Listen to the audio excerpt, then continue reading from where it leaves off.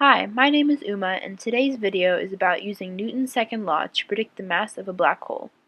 In the problem, we are given the mass of the star, the time step, the various positions of the star throughout the time, and the black hole's position. The star's mass is given as 1.989 times 10 to the power of 30 kilograms, and the time step is given as 86,400 seconds, or 1 day. The black hole's position starts at 4 times 10 to the power of 10, 1 times 10 to the power of 10, and 0 meters, and it is assumed that the black hole is not moving in relation to the star. Only the star's position will be changing as a result of the gravitational force exhibited by the black hole on the star. Based on the data provided, the mass of the black hole will be determined using VIDLE and the Python code that is given. These are the formulas that will be needed and incorporated throughout this analysis. To create a computational model of this problem, modifications had to be made to the Python code that was given to us. dp/dt is the change in momentum over a given amount of time, and this value is equal to Fnet that is acting on the object.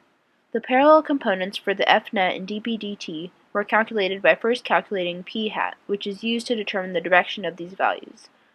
Then the perpendicular components were calculated by subtracting the parallel component of the Fnet or dp/dt from the Fnet or dp/dt value. In this way, the value for the net force was calculated.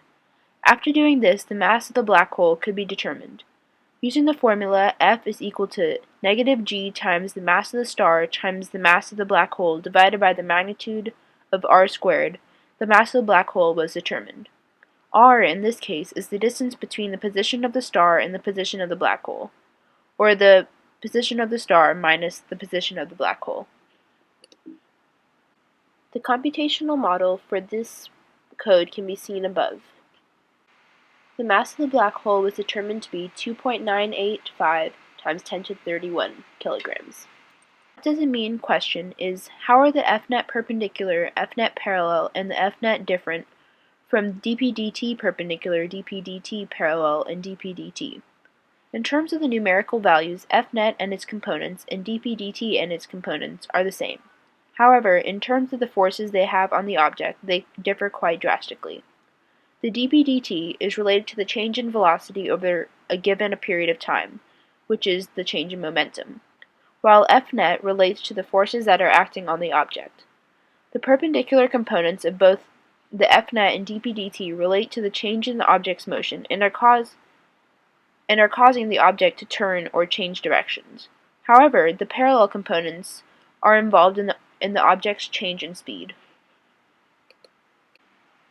The what-if question is it possible for you to find a value for the mass of the new black hole that is different from the mass you found for the original one, if the motion of the star is assumed to remain unchanged and is affected only by the gravitational force of the new black hole? The answer to this question is no. You could not tell the difference between the two different black holes.